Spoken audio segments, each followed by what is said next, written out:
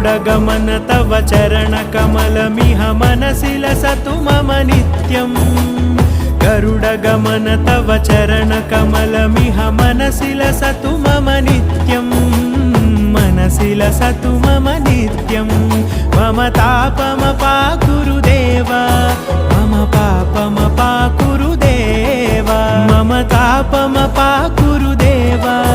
मम पापमपाकुरुदेव